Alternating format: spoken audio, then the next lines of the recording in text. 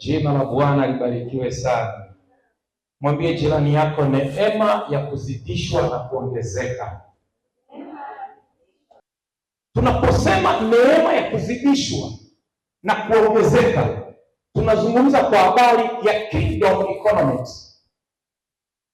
Tunapozungumza kwa habari ya kingdom economics, tunazungumza kwa habari ya mfumo wa kiuchumi unaotawaliwa na kanuni za ufalme wa Mungu.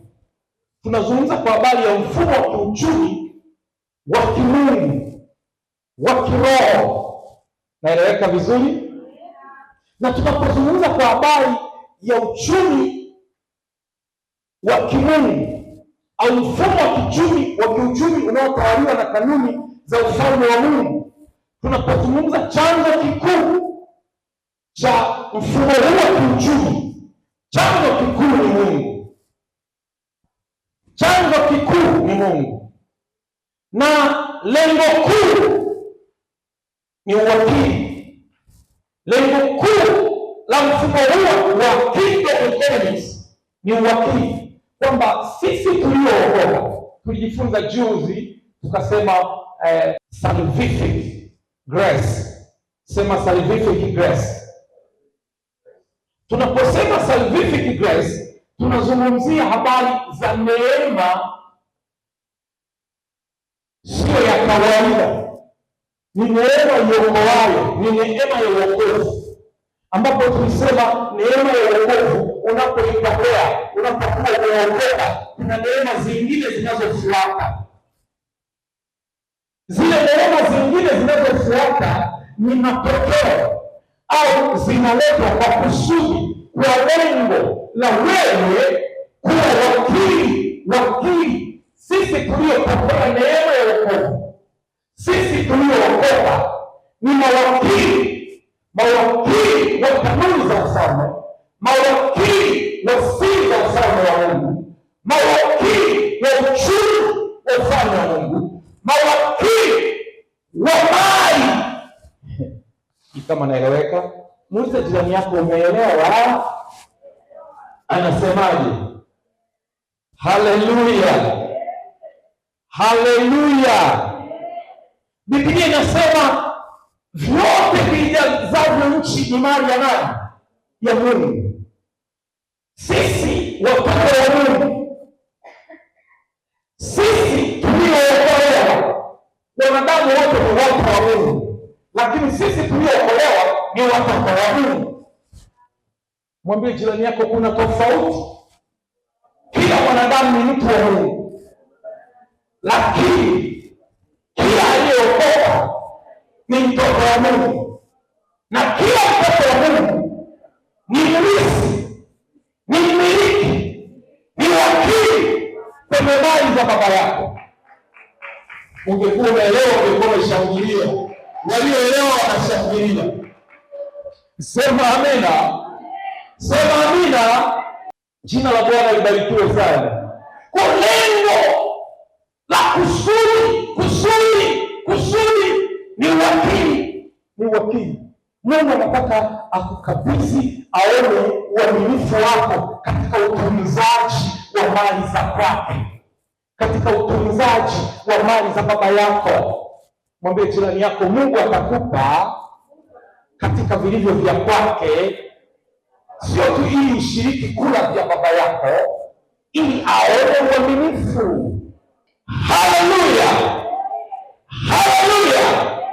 Kwa hiyo kama vyote ni mali ya baba yetu, Mungu anatupatia sio tu ili tushiriki katika kula vya baba yetu, lakini Mungu anatupatia ili aone uaminifu wetu, uwakili wetu katika utunzaji wa mali au katika utunzaji wa vilivyo vya kwake, katika utunzaji wa uchumi wa kwake, wa mali za kwake, wa dhahabu za kwake, wa miradi ya kwake, wa fedha za kwake. Sema amina.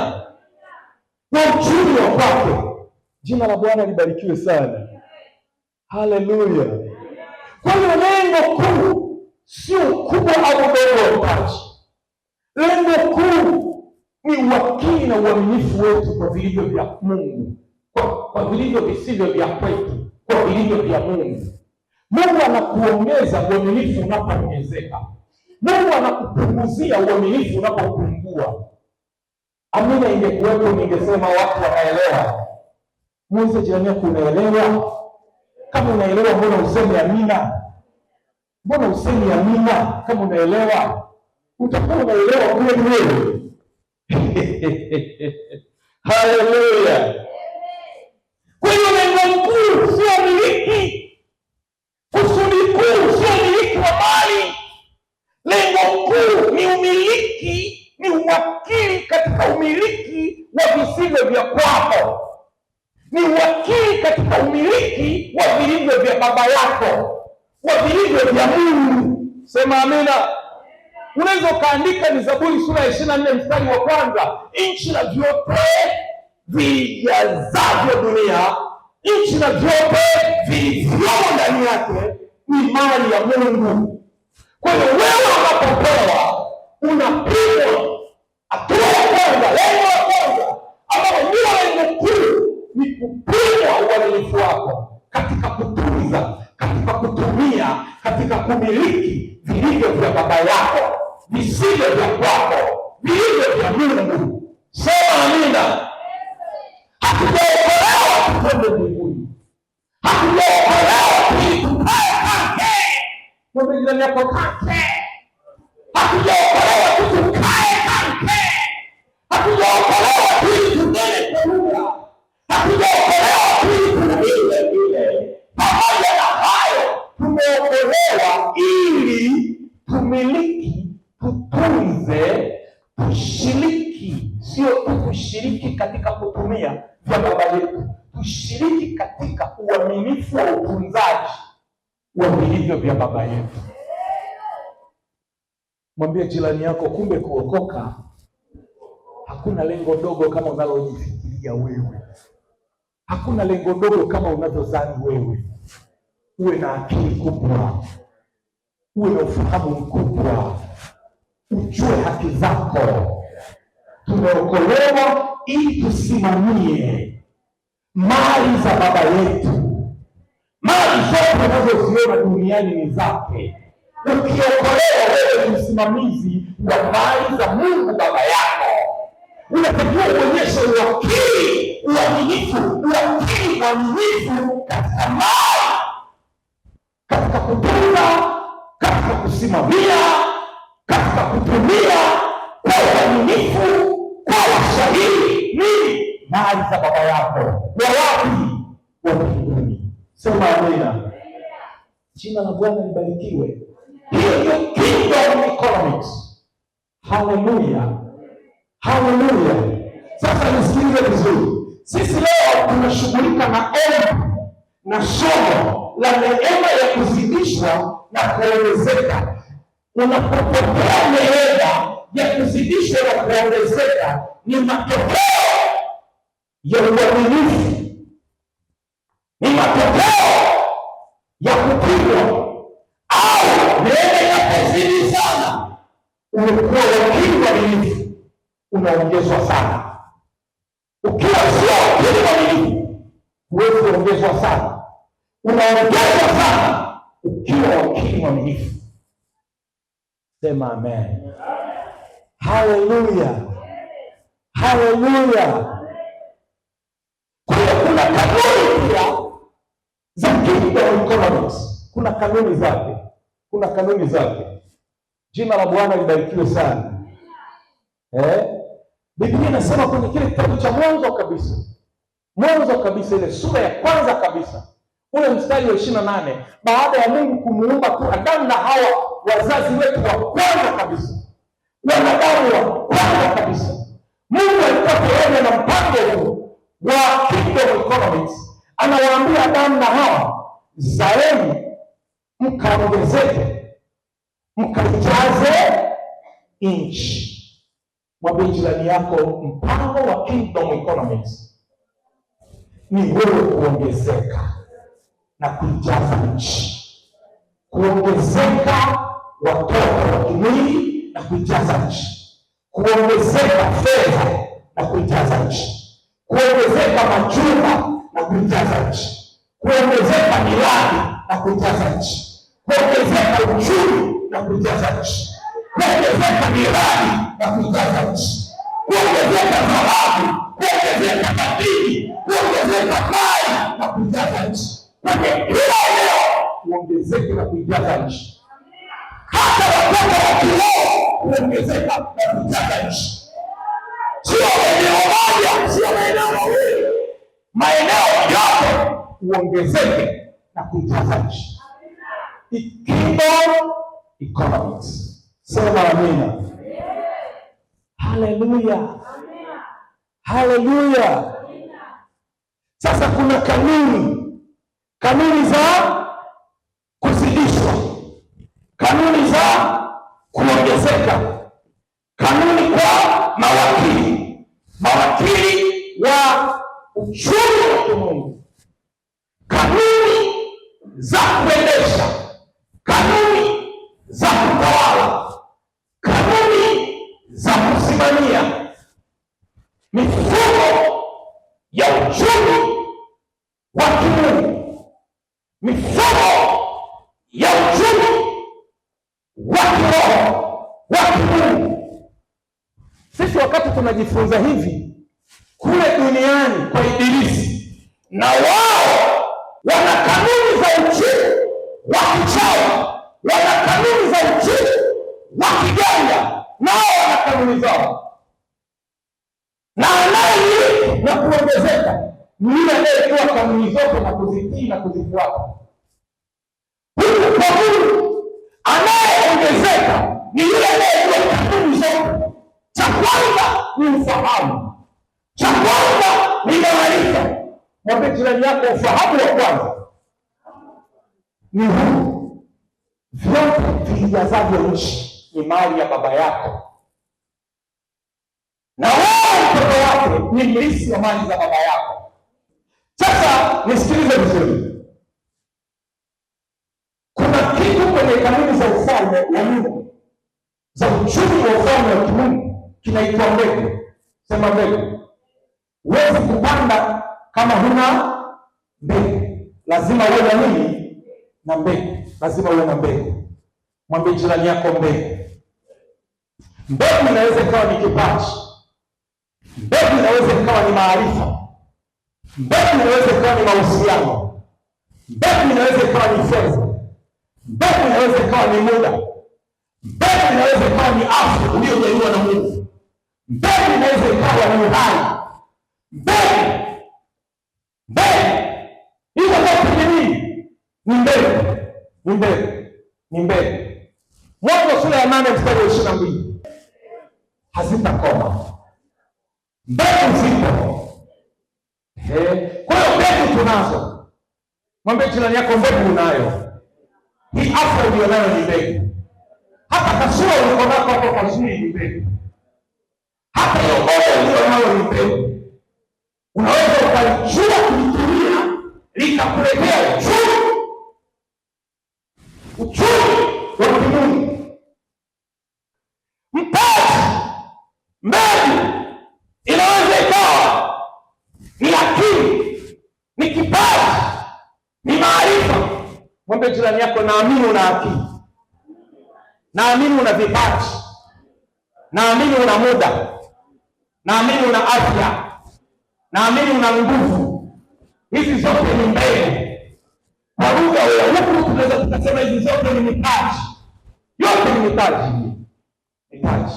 Sasa muulize jirani yako, kwa nini unanialia na wakati una mitaji mingi? Mitaji unayo mingi. Mingi. Kabla ya yote, kabla tujaomba neema ya kuzidishwa na kuongezeka, lazima tumshukuru Mungu kwa mitaji tuliyo nayo. Tunao mitaji mingi tu. Tunao mitaji. Sasa zile mbegu, mwambie jirani yako, zile mbegu sasa hazitakusaidia kama hujaenda kupanda. Na kuna kanuni ya kupanda. Amen. Kuna kanuni ya nini? Ya kupanda. Kanuni mojawapo ni kwenda kupanda kwenye udongo mzuri, kwenye vitu. sio ukapande kwenye jiwe, sio ukapande kwenye kichanga. Kuna muda wa kupanda, lazima upande wakati wa masika, wakati wa mvua. Usije ukapanda wakati wa kiangazi. Hii ni mifumo, hii ni mifumo, na ni mfumo woza, na ni mfumo ambao wanaoingia wanamiliki duniani, wanatawala duniani, ni matajiri duniani. Tatizo usibishe, tatizo tamani kujua kuhusiana na kingdom economics. Watu wengi ni wabishi tu, tamani kufahamu. Mwambie jirani yako, tulikuja duniani, tuliwekwa duniani kwa lengo moja tu, ili tutawale. Tutawale samaki wa baharini, vilivyoko ndani, vilivyoko nchi kavu, vilivyoko chini ya ardhi, kwa vilivyoko majini, vilivyoko juu ya ardhi, vilivyoko chini ya ardhi, vilivyoko angani. Tuliletwa duniani tuwe watawala, tumiliki, tuwe mawakili, tuwe watawala, tuongoze, tutawale, tusimamie mali za baba yetu. Sasa sikiliza, sifa ya kumiliki na kutawala na kusimamia, ndiyo lazima tuwe na sifa. Sifa kuu ni tuwe tumeokoka. Lazima uelewe, tunaokolewa ili turudi kwenye lengo, turudi kwenye kusudi la sisi kuumbwa, turudi kwenye kusudi la sisi kuwekwa duniani. Lengo la kusudi la kuwekwa duniani kutawala, tutiishi, tusimamie, tuongoze vyote vilivyoko wapi kwenye dunia. Sema amina kama unaelewa. Haleluya, haleluya. Nilikuwa naongea na watumishi wa Mungu fulani, ilikuwa jana asubuhi. Kwa tunazungumzia kitu fulani, wananiambia hiki kitu kitakuwa kweli kweli. Hiki kitu kitakuwa kweli kweli. Tuliwahi kuumizwa, tuliwahi kupigwa, tuliwahi kufanyaje? Kaambia uoga nao ni tatizo. Huwezi ukawekwa kutawala dunia ukawa mwoga kupita kawaida. Uoga nao ni dhambi. Hofu nayo ni dhambi. Sema amina. Mtawala yoyote ni yule ambaye yuko tayari hata kutake riski, aliye tayari kujitoa muhanga, aliye tayari kwa lolote, ndiye anayefanikiwa. Aliye tayari hata kupoteza, ndiye anayefanikiwa. Kama unaogopa kupoteza, huwezi kufanikiwa. Sema amen. Kijana mmoja alikuwa anauza matunda, akafika mahali fulani, akiuza matunda yake akakutana na tajiri mkubwa, mmoja kati ya matajiri wakubwa wa Marekani. Yule kijana akaanza kumwelezea kuhusiana na biashara yake. Yule tajiri akamwambia, unafahamu jina fulani? Akamwambia ndio. Unamfahamu? Akamwambia simfahamu. Ni mimi ni tajiri mkubwa sana hapa Marekani. Nataka tucheze mchezo mmoja mimi na wewe. Nataka nirushe hii sarafu ya Marekani, alafu wewe utaidaka, alafu utatabiri. Wewe utatabiri inaangukia upande gani. Ukipatia nakupa dola milioni 15 za Marekani. Dola milioni 15 za Marekani ni hela nyingi sana. Dola milioni 15 za Marekani ni fedha nyingi sana. Fedha nyingi sana. Ukikosa unanipa matunda chako cha matunda. Yule kijana akainama, akafikiri, akasema mtaji wangu wote uchukue. Hapana. Kwa hiyo hatuchezi mchezo. Wewe nenda tu baba. Dola milioni 15 unaiacha. Naye anamuuliza, je, nikikosa kikapu changu chote cha matunda uende nacho?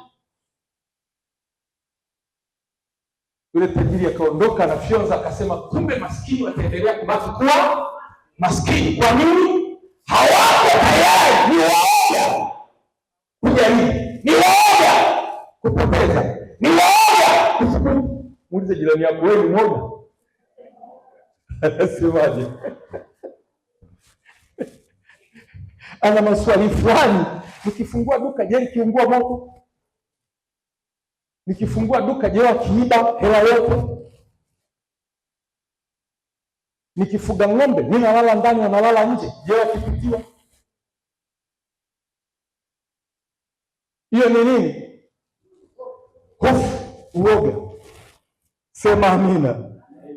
Haleluya. Neema ya kuzidishwa inafanya vizuri sana mahali ambapo itakutana na mtu mwenye usikivu, itakutana na mtu mwaminifu katika kidogo, itakutana na mtu mwenye hekima na nidhamu ya kiroho, itakutana na mtu mwenye utii na nidhamu ya kimungu, mwenye utii na nidhamu ya fedha, mwenye utii na nidhamu katika kusimamia mali isiyo ya kwake, katika kusimamia mali ya Mungu. Ndio inaitwa utii. Utii na nidhamu katika kusimamia vizuri, katika kusimamia vizuri mali ya Mungu, hiyo ndio inaitwa uwakili, uwakili mzuri. Kumbe neema ya kuzidishwa na kuongezeka inafanya kazi vizuri mahali ambapo itakutana na mtu ambaye ni wakili mzuri. Sema wakili mzuri. Haleluya. Mfano mzuri ya Mathayo sura ya 14 mstari wa 13 hadi wa 21. Hapa kuna habari za Yesu akilisha watu wangapi? Hatujaambiwa idadi, tumeambiwa idadi ya wanaume. Wanaume ni wangapi? 3,000. Hatujaambiwa idadi ya watoto, hatujaambiwa idadi ya wanawake. Na siku zote kwenye makusanyiko yoyote, wanawake huwa ni wengi na watoto huwa ni wengi. Kama kuna wanaume 3,000, tunaweza tukapigia hesabu ya wanawake 10,000, 15,000, watoto 10,000, 15,000. Kwa hiyo inawezekana ikawa ni watu 33,000 hivi, 30,000 hivi, wakipungua sana 25,000 hivi. Lakini Yesu anatakiwa kuwalisha. Chakula anachotakiwa kuwalisha ni mikate 5 na samaki wawili. Siku moja mtu mmoja akawa anasema yawezekana mikate yale yalikuwa makubwa kama meza. Jibu lake ni rahisi tu, hayakuwa makubwa kiasi hicho kwa sababu alikuwa amebeba mtoto mdogo. Umejuaje alikuwa makubwa? Ilikuwa mikate ya kawaida kama yetu. Alikuwa amebeba mtoto mdogo. Mtoto mdogo anawezaje kubeba mikate makubwa kama meza? Ilikuwa mikate ya kawaida. Mikate 5 na samaki wawili. Mtaji ni kidogo sana. Kwanza lazima utambue na uthamini mtaji mdogo. Hiyo ndio kingdom economics. Lazima utambue na kuthamini mtaji mdogo. Amina. Utambue na kuthamini mtaji mdogo. Utambue hii afya ni mtaji na uthamini mtaji yako. Huu uzuri ulionao ni mtaji na uthamini mtaji ulionao. Uzima ulionao ni mtaji, utambue na kuthamini mtaji ulionao. Sema amina. Nguvu ulionayo ni mtaji kidogo, utambue na kuthamini mtaji kidogo ulionao. Utambue na kuthamini mtaji kidogo ulionao. Sema amina. Muuliza jirani yako, umeelewa? Amina. Lakini kile kidogo, ile mikate 5 midogo, zile samaki wawili, ule mtaji kidogo, kile chakula kidogo, kidogo kwa Yesu. Mwambie jirani yako, huo mtaji mdogo ulionao lazima ulete kwa Yesu. Haleluya. Lazima ulete wapi? Kwa Yesu. Lazima ulete kwa Yesu. Nisaidie kuhubiri tena, mwambie huo mtaji kidogo ulionao ulete kwa Yesu. Ulete madhabahuni. Jina la Bwana libarikiwe sana. Haleluya. Haleluya. Jambo la tatu, huo mtaji kidogo upokee kwa moyo wa shukrani. Yesu alipokea kwa moyo wa shukrani. Wanafunzi walipokea kwa moyo wa shukrani. Yesu akainua juu, akamshukuru Baba kwa ajili ya mikate kidogo, kwa ajili ya samaki kidogo. Kupokea kwa shukrani. Sema kupokea kwa shukrani. Jambo la nne, kila kidogo kiligawanywa kwa wote kwa usawa. Kiligawanywa kwa wote kwa usawa. Hakuna aliyepunjwa, hakuna aliyepewa kingi, wote walipewa kwa usawa. Watu wote wakaambiwa kaeni kwenye nyasi, wakaanza kukatiwa kwa kipimo sawa sawa, wakaanza kugawiwa kwa usawa. Kingdom economics ikihitaji kugawanya, gawanya kwa usawa. Ikihitaji wote wapate kwa usawa. Usifanye upendeleo. Sema amina. Haleluya. Matokeo yake kilizidishwa kikawatosha wote. Tokeo la pili, kilisazwa, kilisalia. Masazo walikusanya, walipima vikapu 12 vya masazo. Kumbuka watu walikaa kwenye majani, kwenye nyasi. Uwezi ukakusanya vipande vyote vilivyosalia vya mkate na vya samaki kwenye nyasi. Vilivyobaki kwenye nyasi inawezekana ni vingi kuliko walivyokusanya. Walivyofanikiwa kukusanya ni vikapu 12. Ni zaidi ya idadi ya mikate na idadi ya samaki wawili. Masazo. Mwambie jirani yako, hata ungepewa masazo na masazo yamezidishwa. Hiyo ndio neema ya kuzidishwa na kuongezeka. Sema amina. Neema ya kuzidishwa na kuongezeka. Hata mabaki yanazidishwa, hata mabaki yanaongezeka, hata masalia, hata makopo, hata bakshishi, mpaka bakshishi zinakuwa zimeongezeka. Haleluya. Mwambie jirani yako, hii ni kingdom economics. Ile economic nyingine uliyosoma kule weka pembeni. Hapo unajifunza kwa habari ya kingdom economic. Sema amina. Ndio maana saa zingine tunapishana, unaongea habari nyingine, mtu anakuambia hiyo haiwezekani. Wewe unazungumza habari ya uchumi wa aina gani? Na mimi nilikuwa nazungumza kwa habari ya uchumi wa aina gani? Lazima tuelewane. Mimi nazungumza kwa habari ya uchumi, ya mfumo wa uchumi wa kimungu. Nazungumza kwa habari ya mfumo wa uchumi unaozingatia, unaofuata kanuni za kimungu, kanuni za kiroho. Sema amina. Ndio maana tukifundisha kwa habari ya utoaji, mwingine anakuambia utoaji, wewe tulia chini. Mimi nazungumza kwa habari ya kingdom economics. Sema amina. Jina la Bwana libarikiwe sana. Mtu mwenye kipato kidogo, mtu binafsi mwenye kipato kidogo, kipato hicho kikiwekezwa kwa kanuni za kimungu, kikasimamiwa vyema kwa kanuni za kimungu, kinaweza kuzaa na kuleta maongezeko. Kinaweza kikazaa, kinaweza kikazidishwa, kinaweza kikaleta matokeo ya ajabu. Sema amina. Haleluya. Haleluya. Naeleweka ninachofundisha? Kinakusaidia kwenye kanuni za kingdom economics. Kutoa ni uwekezaji, sio matumizi. Ukisoma ile Luka sura ya 6 mstari wa 38, lakini sio somo langu hapa. Luka 6:38. Kutoa ni uwekezaji.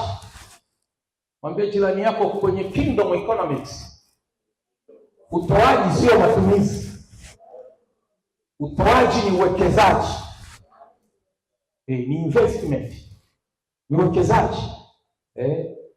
Anasema ukitoa haba utavuna, ukitoa vingi utavuna vingi. Lazima uelewe. Sasa labda turudi kwenye somo, maana huko ni siku nyingine nitaendelea kama itahitajika kuendelea huko.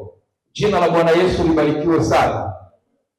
Lakini leo nazungumza kwa habari ya neema ya kuzidishwa na kuongezeka. Neema ya kuzidishwa na kuongezeka ni haki ya kila mtu aliyepokea neema ya wokovu, salvific grace. Kila aliyepokea neema ya wokovu ana haki ya kupokea neema ya kuzidishwa na kuongezeka. Sasa neema ya kuzidishwa na kuongezeka ikikutana na mtu sahihi,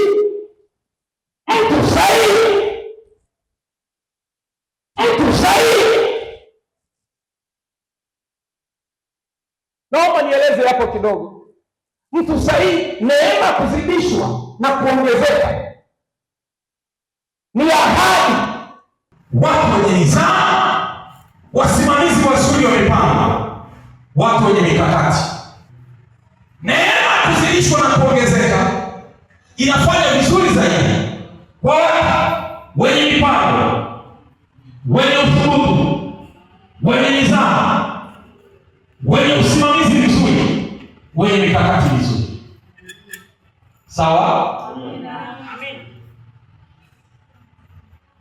Kwa hiyo neema ya kuzidishwa na kuongezeka inapokutana na mtu mwenye mipango, mwenye uthubutu, mwenye nidhamu, mwenye usimamizi mzuri, mwenye mikakati mizuri, inafanya vizuri zaidi. Mungu akubariki. Muda wangu umeisha, somo linaendelea. Somo halijaisha ila muda wangu umeisha. Tusimame.